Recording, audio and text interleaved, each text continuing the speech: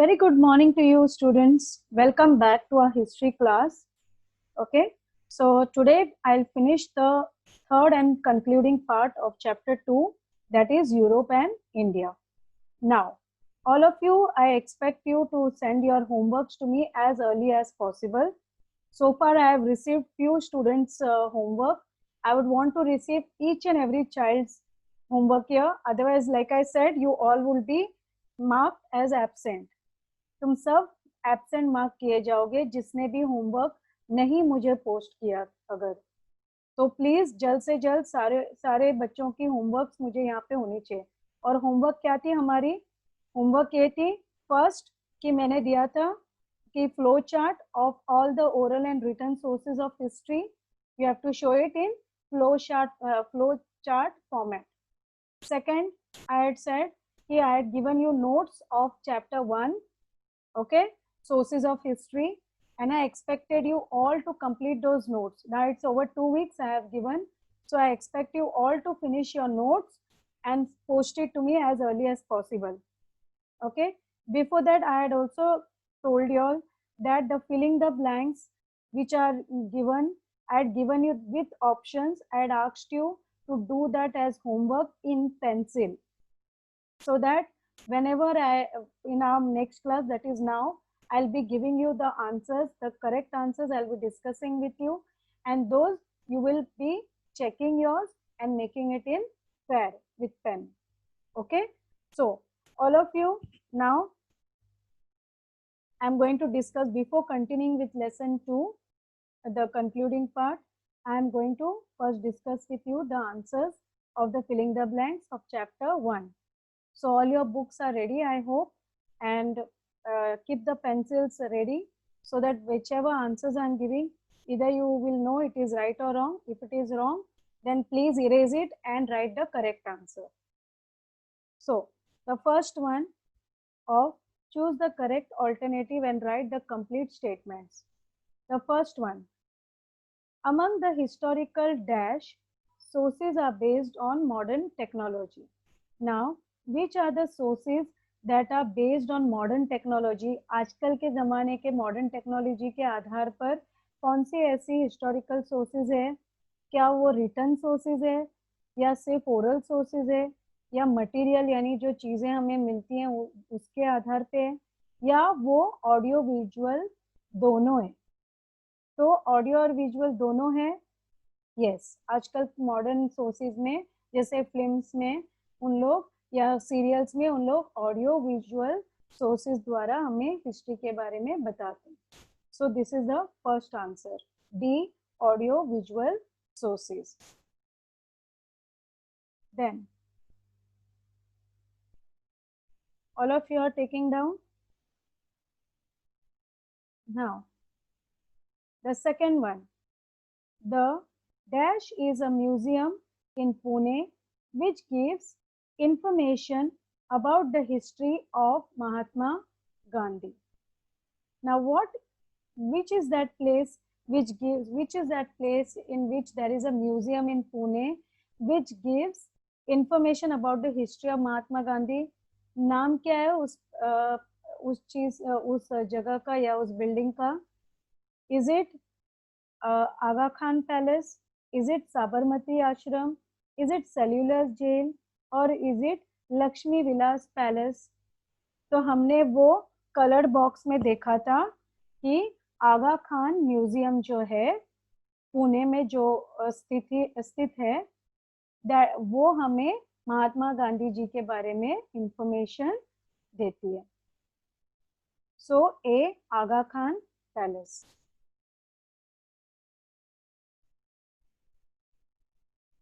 Is it clear? Now, going to third.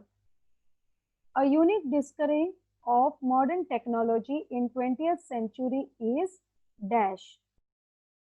A unique discovery of modern technology in 20th century is dash. यानी unique का मतलब क्या होता है? जो सबसे अलग है, उसकी खासियत। आजकल 20th सेंचुरी की खासियत क्या है? डिस्कवरी की खासियत क्या है? कि वो मॉडर्न टेक्नोलॉजी यूज करती है और जैसे हमने फर्स्ट फिलिंग द ब्लैंक्स में देखा, मॉडर्न टेक्नोलॉजी क्या होती है, ऑडियो वीडियो सोर्सेज दोनों को मध्य रखकर किया जाता है। तो उसमें क्या वो सिर्फ पोवाड़ा है? पोवाड़ा वो होता है, जैसे पहले मैंने एक्सप्लेन किया था आप लोगों को, कि it is only singing, a singing style of वीर गाथा लोगों का, मोस्टली मराठी महाराष्ट्र में वो यूज करते थे पोवाड़ा। और वो सारे जैसे शिवाजी महाराज थे, संभाजी महाराज थे, तानाजी थे, इनके बारे में हमको गाकर सुनाते थे, उसको बोलते हैं पोवाड़ा। फोटोग्राफ जो है वो सिर्फ अपने को ऑडियो, अपने को सिर्फ विजुअल सोर्स बन जाता है कि हमें सिर्फ दिखाई देता है। इंटरव्यू सिर्फ बोला जाता है। लेकिन यूनिक डिस्कवरी क्या है 20th सेंचुरी की, हमने ऑडियो वीडियो सोर्सेज दोनों यूज किया है, जो कि यूज होता है फिल्म्स द्वारा। तो film D is the right answer. ना थर्ड का डी राइट आंसर है, films. Then fourth one, during the visit to Dash in Andaman, we get information about the revolutionary work of VD. Savarkar. यानी इसका मतलब है, जब हम अंडमान, जो निकोबार, अंडमान निकोबार आइलैंड से जब हम बोलते हैं, तो जब अंडमान जब हम जाते हैं, तो हमें कौन से ये कौन से लीडर की रेवोल्यूशनरी वर्क, जो उन्होंने अपने बहुत ही इंडिपेंडेंस के टाइम में जो उन्होंने रेवोल्यूशनरी काम किया वी.डी. सावरकर ने, तो कौन सी जगह पे अंडमान में जब हम जाते हैं, तो हमें उनके बारे में, उनके काम के बारे में पढ़ने और देखने को मिलता है। तो ए, इज इट मणि भवन, इज इट सेवाग्राम आश्रम, और इज इट सेल्यूलर जेल और आगा Khan palace?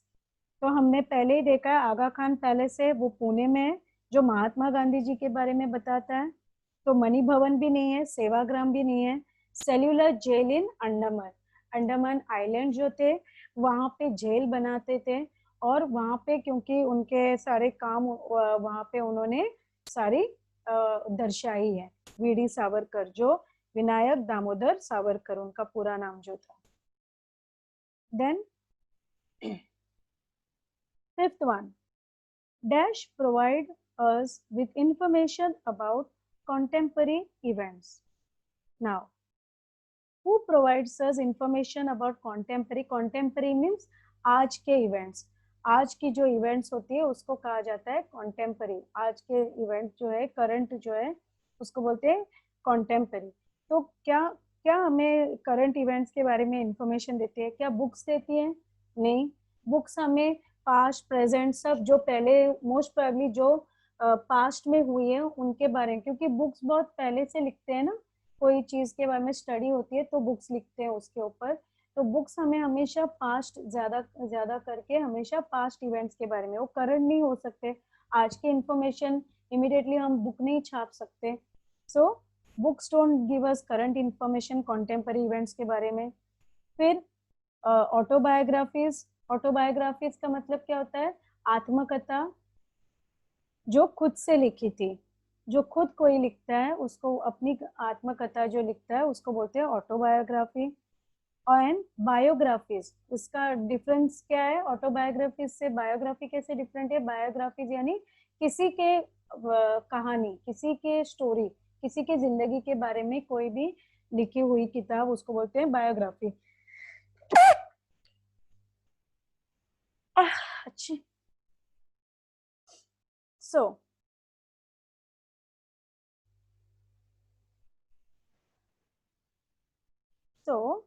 biographies and autobiographies both have this differentiation. Okay, so the right answer will be Dash provides us with information about contemporary events. That is, newspapers provides us with information about the contemporary events. Now, the sixth one, Dash is a source of forgetting information about a historical event or the work of a person. Dash is a source of getting information about historical. Which is the source? Historical event के बारे में, लोगों के बारे में बताने वाला folk songs, लोकगीत नहीं, फोक टेल्स नो, क्योंकि वो टेम्पररी, और जैसे वो बोलते हैं ना, एक इंसान से दूसरे इंसान तक ही सीमित होता है फोक टेल्स और फोक सॉन्ग्स। लेकिन पोवाड़ा जो होते हैं वो ना कि सिर्फ वो गाकर बताते हैं, लेकिन वो शूरवीर गाथाओं के बारे में, लोगों के बारे में लिखी हुई भी होती हैं। ये चीजें लिखी हुई भी होती हैं पोवाड़ा फॉर्म में। नरेशंस नहीं, ये ड्रामा स्टाइल में उन लोग बताते हैं, इसलिए the right answer will be powada is a source for getting information about a historical event और the work of a person. Now this much we have done, यहाँ तक मैंने आप लोगों को दिया था शायद। Now we will go continuation. I hope all of you have noted this down and taken it down. Now all these answers I want you to make it pair with pen, okay? And मुझे जल्द से जल्द तुम सबके homeworks यहाँ पे मिलने चाहिए. Now we'll move on to the continuation, that is the third part of this lesson, third and concluding part. आज हम इस lesson को खत्म करेंगे पढ़कर, okay? This is the final part. Now we had learned till last time about how Mir Jafar became again the Nawab of Bengal, और कैसे हमने देखा कि उनके जो बाद में ब्रिटिशरों ने अपनी जो साजिशों को इसमें मकाम तक पहुंचाने के लिए कैसे पहले मीर जाफर को उन्होंने अपना मोहरा बनाया, उनको नवाब बना दिया, जो सिराजुद्दौला के आर्मी के कमांडर थे, चीफ कमांडर इन चीफ थे। फिर जब वो नवाब बन गए सिराजुद्दौला को डिफीट करके, फिर क्या हुआ, मीर जाफर नवाब बन गए। लेकिन when Mir Jafar started protesting against the British, उन्होंने क्या किया, उन्हीं के जो दामाद थे, सन इन लॉ थे, मीर कासिम, उनके साथ हाथ मिलाया और फिर उनको नवाब बनाया। फिर जब मीर कासिम ने भी उनके जो नाजायज इलीगल ट्रेड जो थे उनके ऊपर जब उन्होंने सारे उसके ऊपर रोक लगाने की कोशिश की, रेस्ट्रिक्शन लगाने की कोशिश की, फिर से ब्रिटिशरों ने क्या किया, उन्हीं के ससुर जिसे कहते हैं मीर जाफर, उनको फिर से नवाब ऑफ बंगाल बना दिया। Now, to restrict the activities of British in Bengal, Mir Qasim, Suja-ud-Dawla, the Nawab of Ayodhya, and Mughal Emperor Shah Alam formed an alliance and ran a campaign. Ran a campaign यानी literally भागना नहीं, उन्होंने ऐसे एक जो एक मुहिम है, कैंपेन यानी मुहिम चलाई, ओके? इसका मतलब ये नहीं होता है कि दौड़े कोई, ठीक है? तो उन्होंने अपनी एक मुहिम चलाई, ये तीनों ने मिलकर। कौन कौन थे वो? Mir Qasim, Shuja ud Daula and Mughal emperor Shah Alam, okay? In 1764 AD, Battle of Buxar was fought in Bihar. After this battle, British East India Company got the right to collect the revenue from Bengal province as per the Treaty of Allahabad. In this manner, the foundation of British rule in India was laid in Bengal. अब क्या हुआ, उन्होंने British east India company जो थे उनको अभी हक मिल गया कि वो बंगाल से कर, रेवेन्यू जो होते हैं वो as per the treaty of Allahabad वो इकट्ठा कर सकते हैं, उनको ये परमिशन मिली। और इसके बाद क्या हुआ, इस वजह से ऐसे बढ़ते बढ़ते जो ब्रिटिशरों की रूल थी इंडिया में, वो बंगाल में एक उन्होंने एक स्ट्रॉन्ग, जिसे कहते एक साबुत जोड़ बना दिया था, ठीक है? Then now they will talk about British and Mysore struggle. अब ब्रिटिशर ने धीरे धीरे, ना कि सिर्फ बंगाल तक ही सीमित नहीं थे, ब्रिटिशरों ने क्या किया, धीरे धीरे अपने सारे जो बोलते जाल जो है वो धीरे धीरे पूरे इंडिया में फैलाने लगे। तो वो धीरे धीरे बढ़ते हुए मैसूर की तरफ आ गए, और जब वो मैसूर की तरफ आ गए तो क्या हुआ, वो हमें अभी आगे पढ़ते हैं। Now Hyder Ali from Mysore state rebelled and took control of Mysore. जो हैदर अली थे मैसूर स्टेट के, जो वहाँ के तभी राज करते थे मैसूर पे, उन्होंने रिबेल्ड यानी बगावत की, एंड उन्होंने जो मैसूर की पूरी जो कंट्रोल है पूरा उन्होंने अपने हाथों में ले ली। मैसूर जो कर्नाटका में है, बैंगलोर में है, तो ये जो मैसूर वहां पे है उन्होंने पूरी तरह अपने अंडर लिया था। After the death of Hyder Ali, his son Tipu Sultan became the ruler of Mysore. अब उनके बेटे कौन थे? टीपू सुल्तान, जो बहुत ही फेमस थे। उन्होंने टेक ओवर किया और वो मैसूर पे राज करने लगे। He tried his best to fight against the British. At the end, Tipu Sultan died in the Battle of Srirangapatna in 1799. In this manner, the British took control of Mysore territory. अब टीपू सुल्तान जो थे वो बहुत ही काबिल थे, लेकिन वो आखिर में अभी कहते हैं ना, जैसे एक राजा होता है वो अकेले कितना लड़ेगा, तो वो उतना वो ब्रिटिशरों के जो मॉडर्न टेक्नोलॉजी यूज करते थे, उनकी जो फोर्सेस थे, उनके सामने वो ज्यादा देर टिक नहीं सका। और फिर बाद में उन्होंने वो जब मर गए 1799 में, तब ब्रिटिशरों ने पूरी तरह जो मैसूर का है वो कब्जा कर लिया। नाउ फिर क्या हुआ? British control over Sindh. अब देखते हैं हम, पहले बंगाल हुआ, फिर आ गया सिंध, अभी फिर आ गया मैसूर, और अब आ गया सिंध। नाउ सिंध की तरफ जो होता है हम देखते हैं, जो आज हम देखते हैं अगर पाकिस्तान साइड में, वो होता है Sindh area. Okay, to strengthen the British power in India, the English turned their attention towards northwest frontier. They feared that Russia might attack India through Afghanistan, and hence the English started establishing their influence over Afghanistan. This route towards Afghanistan went through Sindh. The British understood the importance of Sindh and hence captured it in 1843. अब क्या हुआ? सिंध जो north west frontier आज भी हम देखते हैं ना पाकिस्तान साइड, वो नॉर्थ और वेस्ट दोनों के बीच में आता है। तो वहां पे क्या हुआ? इंग्लिश ने अपना ध्यान धीरे धीरे बढ़ाने लगे। क्यों बढ़ाने लगे? क्योंकि उनको डर था, they had fear that Russia might attack India, की रशिया जो है वो इंडिया को अटैक करेगा अफगानिस्तान के तरफ से, अफगानिस्तान के यहाँ से, क्योंकि उनको वहां से पास में पड़ता था वो, तो वो अफगानिस्तान की तरफ से वो कहीं इंडिया को अटैक करके ब्रिटिशरों का जो शासन है उसके ऊपर उनका होल्ड ना आ जाए। तो इसलिए उन्होंने ये जो ब्रिटिशर थे, इंग्लिश थे, उन्होंने अपनी जो जोर है, इन्फ्लुएंस है, उन्होंने अफगानिस्तान के ऊपर बढ़ाना शुरू किया। And the route towards Afghanistan went through Sindh. और जो ये अफगानिस्तान का कनेक्शन कहाँ पे था? सिंध। सिंध जो आज भी हम देखो उस तरफ जो इंडिया से बॉर्डर लगकर पड़ता है, तब तो सारा एक ही था। तो इस वजह से उन्होंने वहां पे अपना जो है ध्यान केंद्रित करना शुरू किया।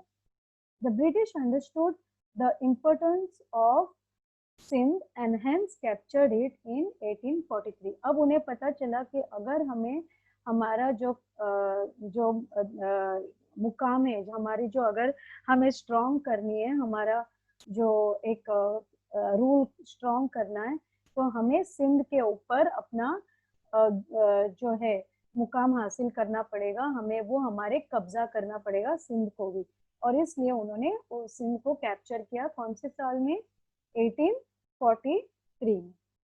नाउ अब हमने देखा जैसे उन्होंने पहले शुरुआत की बंगाल से, फिर उन्होंने धीरे धीरे मैसूर, और फिर उन्होंने नॉर्थ वेस्ट फ्रंटियर जो सिंध है वहां पे आ गए। अब वो धीरे धीरे वो वहां पे उस तरफ क्या हुआ, अपनी सिख रीजन बहुत ही, वहां पे सिख और पंजाबी बहुत रहते थे उस तरफ। ना अब क्या हुआ? Fall of Sikh power.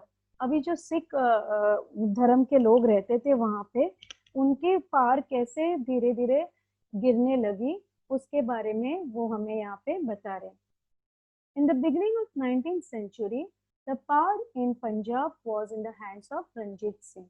जो रंजीत सिंह थे उनके बहुत ही बड़े राजा थे, उनकी पावर जो उनकी 19th सेंचुरी में उनके हाथ में पूरी पंजाब का टेरिटरी जो है उनके अंडर था। After the death of Ranjit Singh, his minor son Duleep Singh came to the throne. अब उनके डेथ के, वो बहुत ही स्ट्रॉन्ग और पावरफुल राजा थे जिन्होंने अपने हाथ में लिया, लेकिन उनके मौत के बाद, देहांत के बाद, वो जो दुलीप सिंह उनका एक छोटा बच्चा था, वो बहुत ही छोटा था तभी, माइनर यानी बहुत ही छोटा था। तो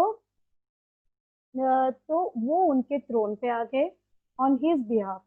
his mother queen Jindan looked after the state affairs but could not keep control over the officers। अब वो, क्योंकि वो छोटा था, वो तो नहीं राज कर सकता था, तो उसकी जो माँ थी, जो रानी, जो रंजीत सिंह की वाइफ थी, जो क्वीन थी, वहाँ की रानी थी, वो उनका नाम था जिंदन क्वीन जिंदन। लेकिन वो सीधी तरह से, क्योंकि वो एक औरत थी, तो वो ऑफिसर्स के ऊपर उतना उनका हक नहीं बनता था, या उनका उतना सुनते नहीं थे। Taking advantage of this situation, the British bribe some of the Sikh Sardar. अब ये जो ब्रिटिशर थे वो बहुत ही सियाने थे, उन्होंने इसी का मौके का फायदा लिया, और उन्होंने क्या किया, थोड़े बहुत जो सिख के सरदार थे उनको उन्होंने जो है ब्राइब की, उनको उन्होंने घूस देना शुरू किया। The Sikh community thought that the British will attack Punjab and hence they launched an attack on the British। अब जो सिख कम्युनिटी थे उन्होंने क्या सोचा कि ब्रिटिश अभी पंजाब के ऊपर अटैक न करे, इसलिए उन्होंने क्या किया, उन्होंने ब्रिटिशरों के ऊपर अटैक किया। In this first Anglo Sikh war, Anglo यानी जो ब्रिटिश थे उनको एंग्लो एक दूसरा नाम है, Anglo Sikh war, the Sikhs were defeated but still Duleep Singh remained on the throne. अब जो क्या हुआ, वो ये जो लड़ाई हुई, तो क्या हुआ उनके बीच में, तो ये टिक नहीं सके, सिख कम्युनिटी जो है, वो सिख वॉरियर्स जो थे वो उनके सामने टिक नहीं सके। बट फिर भी क्या हुआ, दुलीप सिंह जो है वो उस राजगद्दी पे रहे। But the growing impact of British over Punjab was not acceptable to the Sikh. लेकिन क्या हुआ, पंजाब को क्या हुआ, जो ब्रिटिशरों की जो पावर बढ़ने लगी थी, उनकी जो पहुंच बढ़ने लगी थी, वो सिखों को उनको ये मानना मुश्किल हो रहा था, वो नहीं उसको चाहते थे कि ब्रिटिशरों उनको ऊपर राज करे। इसलिए क्या हुआ, Mul Raj officer of Multan revolted against the English. Thousands of Sikh soldiers participated in the war against the British. In the Second World War, the British had to face defeat again. In 1849, the British finally captured the entire region of Punjab. अब क्या हुआ, जो मुल्तान थे उन्होंने ब्रिटिशरों के खिलाफ मुहिम चलाई, उन्होंने उनके खिलाफ बगावत की, और फिर क्या हुआ, जो 1000 सिख सोल्जर्स थे उन्होंने भी, ये बहुत सारे हजारों की तादाद में सिख जो सोल्जर्स थे, सिपाही थे, उन्होंने इस युद्ध में ब्रिटिशरों के खिलाफ लड़ी। लेकिन कहते हैं ना कि जहाँ पे यूनिटी नहीं है, तो वहां पे कभी भी हमें वो कोई जीत हासिल नहीं हो सकती है, क्योंकि ब्रिटिशरों ने हमेशा फूट की एक राजनीति की है, कि हमेशा उन्होंने थोड़े सिखों को अपने तरफ कर लिया, उनको कोई, कभी हमने देखा मीर जाफर को भी, देखो कैसे उन्होंने आपस में लड़ा, मीर कासिम और मीर जाफर को पहले उन्होंने सिराजुद्दौला के खिलाफ किया, फिर उन्हीं को उन्होंने क्या किया, आपस में उनके वो जो कमांडर इन चीफ थे उनके खिलाफ किया बगावत, फिर बाद में उन्होंने दामाद और ससुर के बीच में फूट डाली, फिर उन्होंने जैसे ही मैसूर में भी आए थे तो फिर वहां पे भी अकेले पड़ गए टीपू सुल्तान। यहाँ पे जब वो सिंध साइड में आए तो उन्होंने वहां पे भी लोगों के बीच में फूट डाली, इंडियंस और सिंध के लोगों में। फिर वापस उन्होंने मुस्लिमों में, जब बंगाल में गए तो बंगाल के मुस्लिमों में उन्होंने फूट डालनी शुरू की, तो वहां पे बांग्लादेश अलग हो गया। अब यहाँ पे अगर हम देखते हैं सिख कम्युनिटी के बीच में उन्होंने फिर से वहां पे कुछ लोगों को अपनी तरफ किया और कुछ लोगों को उन्होंने लड़वाया। तो इस वजह से क्या हुआ, ये सब सारी चीजों की वजह से क्या हुआ, सिख की भी देखो अब पावर कम होने लगी, और इस वजह से वो इतने सारे उनके साथ लड़े, लेकिन जो दूसरा वॉर भी था सिखों का, उसमें भी उन्हें हार ही का सामना करना पड़ा, हार नसीबी हो गई। So in 1849, the British finally captured the entire region of Punjab. अब देख रहे हो कि उन्होंने सिंध नॉर्थ वेस्ट फ्रंटियर को तो कब्जे में कर लिया था। अब धीरे धीरे ये जो दूसरा वॉर हुआ था सिखों और उनके बीच में, उसके बाद तो ब्रिटिशरों ने पूरी तरह जब्त कर ली थी पंजाब रीजन को अपने under. The Marathas were important and strong rulers in India. How did the British strengthen the foundation in the rule of India? That we will study in the next chapter. अब यहाँ पे जैसे हम देखते हैं ये चैप्टर हमारा खत्म हो गया है। तो हमने इस चैप्टर में पहले क्या क्या पढ़ा, पहले हमने पढ़ा यूरोप में क्या क्या चीजें थी। जैसे हमने यूरोप में देखा पीरियड ऑफ रिनाइसेंस, फिर हमने पीरियड ऑफ रिनाइसेंस में देखा कि जो लियोनार्डो दा विंची थे, वो ना कि सिर्फ दो ही was known as an artist, but he was also a sculptor, architecture, mathematics, engineer, music, astronomy, इसमें भी उनकी महारत हासिल हुई थी। Then we learnt about various religious reforms जो थ्रू आउट यूरोप साइड में होने लगे, ठीक है। फिर उसमें हमने देखा कि कैसे वो क्रिश्चियन प्रीस्ट जो थे, रोमन कैथोलिक चर्च के जो थे, उन्होंने ऐसे मूवमेंट्स उनके खिलाफ, उन्हीं के लोगों ने जो इंटेलेक्चुअल थे उन्होंने उनके जो कूटनीतियाँ थी वो सारी उन्होंने बाहर दर्शाई कि किस तरह वो लोगों के अनजान होने का, गवार होने का फायदा उठाकर उनके द्वारा अननेसेसरी रिचुअल्स करते थे।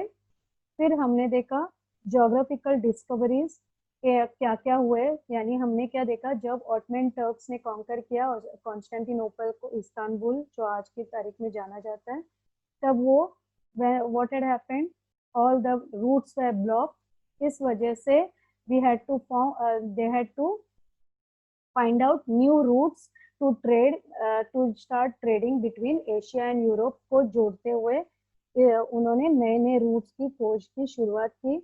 उसमें क्या हुआ, ज्योग्राफिकल डिस्कवरीज में यूरोपियन सेलर जो थे पहले वो सी रूट से आने लगे इंडिया के थ्रू।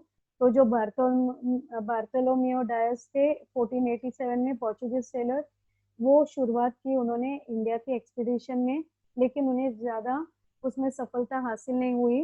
वो African continent, Cape of Good Hope जो नाम से जाना जाता है, वहाँ तक आ गए। फिर उसके बाद सेकंड थे 1492 एडी में क्रिस्टोफर कोलंबस, जिनकी जर्नी शुरुआत हुई एंड जाकर east coast of the continent of America तक रुक गई। फिर लास्ट में जो पोर्चुगीज सेलर थे 1498 एडी में वास्को द गामा, उनको फाइनली सक्सेस मिली और वो इंडियन कोस्ट कैलिकट तक आ गए। देन उसके बाद हमने देखा इंटेलेक्चुअल रेवोल्यूशन। इंटेलेक्चुअल मीन जो भी पढ़े लिखे थे और जो भी जानते थे कि कौन सी कि हमें अंधविश्वास पे भरोसा नहीं करना चाहिए या कोई ट्रेडिशन कस्टम्स जो इंसानियत के लिए ठीक नहीं है उसको नहीं फॉलो करना चाहिए। तो उन्होंने क्या किया, ये सारी रेवोल्यूशंस को क्या किया उन्होंने, यानी सारी चेंजेस को लाना शुरुआत की। फिर उसके बाद रेवोल्यूशन इन पॉलिटिकल स्फीयर्स, यानी जो भी पॉलिटिकल स्फीयर में, यानी जो एक हम कहते हैं जिसे आज की जो पॉलिटिक्स है उसमें उन्होंने क्या क्या नई नई चीजें लाई हैं। तो in that what they had done, they brought, that was called as age of revolution. And in that what they brought, उन्होंने क्या किया, जो राजाओं की जो पास थी उसको कम की, and they brought parliamentary democracy in England. जिस कैसे उन्होंने किया वो, by introducing the bill of rights in 1689, जिसके वजह से क्या हुआ, जो एक राजा की सुप्रीम पावर थी वो कम हो गई, घटा दी गई, और जो पार्लियामेंट, जो डेमोक्रेसी है, उसको ज्यादा तवज्जो मिलने लगा, देने लगे। Then American war of independence, we have seen what happened with American war of independence. We seen that America जो थे, पहले ब्रिटिशरों ने अपनी कॉलोनियां बनाई और 13 कॉलोनीज ऐसे उन्होंने सेटअप की। पहले तो उनका जो जो उनकी एक अप्रोच थी that was very much soft, बहुत ही आराम से नरमी से, लेकिन धीरे धीरे वो अपनी जो भी है उनके खिलाफ एक ऑपरेसिव ट्रीटमेंट शुरू करने लगे, जिनके खिलाफ अमेरिका ने बगावत की। अब the people of America revolted against it. And फिर बाद में क्या किया, अमेरिकन कॉलोनीज ने वॉशिंगटन के अमेरिकन जो लोग थे, आर्मी थे, उन्होंने क्या किया, जॉर्ज वॉशिंगटन के नेतृत्व में, उनके लीडरशिप में उन्होंने एक वॉर लड़ा इंग्लैंड के खिलाफ, जिसमें उन्हें जीत भी हासिल हुई। And this was known as the American war of independence. Now and then a new nation known as United States of America, जो आज हम जिसे जानते हैं यूनाइटेड स्टेट्स ऑफ अमेरिका के नाम से, वो उन्होंने शुरुआत की, जिनकी जो प्रिंसिपल्स थी, जिनकी जो बेस थी, वो डेमोक्रेसी के आधार पे बनाई गई थी। Then French revolution, then French में धीरे धीरे क्या होने लगा, फ्रांस जो है वो जो मोनार्की और फ्यूडलिज्म, मोनार्की मीन्स मैंने पिछली बार कहा था जो राजा महाराजाओं के जो रूल्स होते हैं, जो बहुत ही रॉयल फैमिली से होते हैं, उनको बोलते हैं मोनार्की। और फ्यूडलिज्म अगेन जो उनकी जो रिच फैमिलीज हैं वो सारी कंट्रोल करती थी लोगों को, तो उनके खिलाफ जो फ्रेंच लोग, फ्रांस के लोग हैं, उन्होंने बगावत की और उसका नाम क्या होने लगा, French revolution. The French revolution gave the world the 3 values of liberty, equality and fraternity, जो हम हमारे भी कॉन्स्टिट्यूशन में हमने उसका जो है वो हम इंक्लूड किया है। लिबर्टी यानी लोगों को, लिबर्टी यानी फ्रीडम है कुछ भी करने सुनने के लिए, उनकी फ्रीडम है। फिर इक्वालिटी, जो वो सबको समान हक मिलना। एंड फ्रेटर्निटी यानी भाईचारा। ठीक है। Then after we seen industrial revolution, in industrial revolution we have seen कि कैसे 18th सेंचुरी में यूरोप में ना कि सिर्फ उन्होंने क्या किया, कॉटेज इंडस्ट्री, जो हाथ से जो लोग काम करते थे, स्मॉल स्केल इंडस्ट्रीज, वहां से उन्होंने हटकर उन्होंने क्या किया, मशीनों का इस्तेमाल करना शुरू किया। और इस तरह से रेलवे और steamer became mode of transportation, लोग उनको इस्तेमाल करने लगे अपनी चीजों को और अपने आप को भी इधर से उधर जाने के लिए। And the age of machines began and that's why it is known as industrial revolution.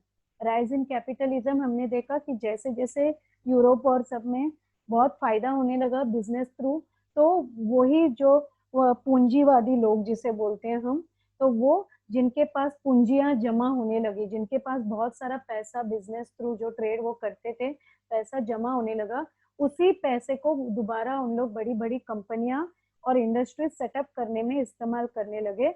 और इस तरह से क्या हुआ कि कैपिटलिज्म, एक राइज ऑफ कैपिटलिज्म शुरू हुआ, यानी जो पूंजीवाद लोग थे वो अपना पैसा डालकर इकोनॉमी यानी ट्रेड चलाते थे, trade and commerce. Now colonisation, colonialism यानी कोलोनियलिज्म मीन्स क्या होता है, एक्सप्लॉइटिंग द अदर कंट्री, जो कॉलोनिस्ट थे, ब्रिटिशर थे, वो अपनी कॉलोनियां सेटअप करके अपनी सुप्रीमेसी, अपनी जो अपनी जो पावर थी वो लोगों पे वो अननेचुरल वे उनको कंट्रोल करने में, वो हासिल करने में वो इस्तेमाल करते थे, उसको बोलते हैं colonization, colonialism. Okay, so this tendency of colonialism led to the rise of imperialism among the Europeans. Now, what is imperialism? Imperialism means a system in which a powerful country controls other countries by establishing its overall dominion. उनकी जो dominion है, उनकी जो power है, उसको unnatural way में use करके उनको जबरदस्ती लोगों को अपने अंडर करना, बड़ी बड़ी कंट्रीज को। ये उन्होंने किया, कहाँ कहाँ किया, उन्होंने एशिया में किया, अफ्रीकन कॉन्टिनेंट में किया, और बहुत सारे यूरोपियन नेशंस में भी उन्होंने ये किया। Now imperialism of British east India company in India, अब हमने देखा ईस्ट इंडिया कंपनी कैसे उन्होंने सेटअप किया ब्रिटिशरों ने, और धीरे धीरे उन्होंने क्या किया, सूरत में, बंगाल में उन्होंने ऐसी जगहों पे अपनी उन्होंने उन्होंने बिठा दिया, जबरदस्ती किया। Then struggle between English and French. अब फ्रांस भी इंडिया के ऊपर कंट्रोल करना चाहता था और इंग्लैंड भी, तो दोनों के बीच में जो 3 युद्ध लड़े गए उसका नाम क्या था, कर्नाटिक वॉर्स। और फिर फाइनली थर्ड जो वॉर था उसमें फ्रांस ने इंग्लैंड ने फ्रांस को हराया, डिफीट किया। Then we seen about foundation of the rule of India company in Bengal. कैसे उन्होंने, हमने देखा सिराजुद्दौला को उन्होंने कैसे अपनी फाउंडेशन लेड की कि सिराजुद्दौला उनकी बात नहीं मानने लगे, क्योंकि उन्होंने गैर फायदा उठाने लगे अपनी जो भी उन्होंने राहत दी थी उनको बिजनेस के लिए। तो इस वजह से उन्होंने क्या किया, पलटवार करके जो मीर जाफर जो उनके कमांडर इन चीफ थे उनको उनके खिलाफ बगावत करने को मजबूर किया, ये झांसा देके कि वो उनको नवाब बनाएंगे बंगाल का। और उन्होंने ऐसे किया भी, सक्सेसफुल हो गए। फिर लेकिन जब मीर जाफर को पता लग गया और जब उन्होंने मना कर दिया उनसे बात, उनसे सहमति करने के लिए, तो उन्होंने क्या किया, सिराजुद्दौला, तो उन्होंने उन्हीं के जो दामाद थे मीर जाफर, ये सॉरी मीर कासिम, उनके साथ हाथ मिलाकर उन्होंने उन्हीं से बगावत करने पे उनको मजबूर किया।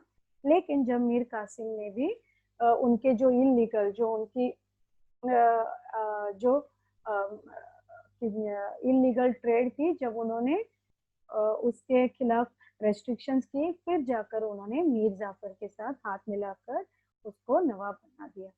नाउ जो बाद में मीर कासिम, सिराजुद्दौला, सुजाउद्दौला जो नवाब थे अयोध्या के, और मुगल एम्परर शाह आलम जो थे, तीनों ने क्या किया, एक अपनी एक ग्रुप बनाए, एक गुट बनाई और उन्होंने लड़ा, उनके खिलाफ एक मुहिम चलाई।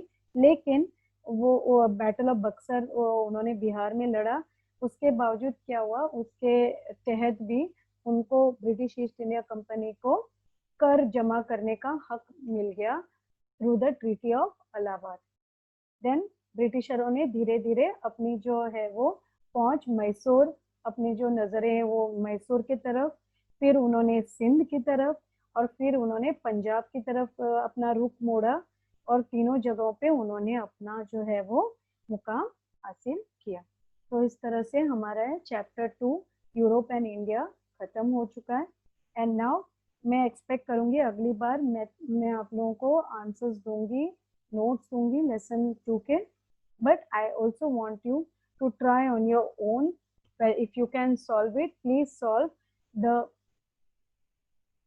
filling the blanks on your own. Okay, so सारे आंसर्स भी दिए मैंने, रिकैप भी दिया है, पूरा लेसन दोबारा से पूरा मैंने रिफ्रेश करके आप लोगों को पढ़ाया।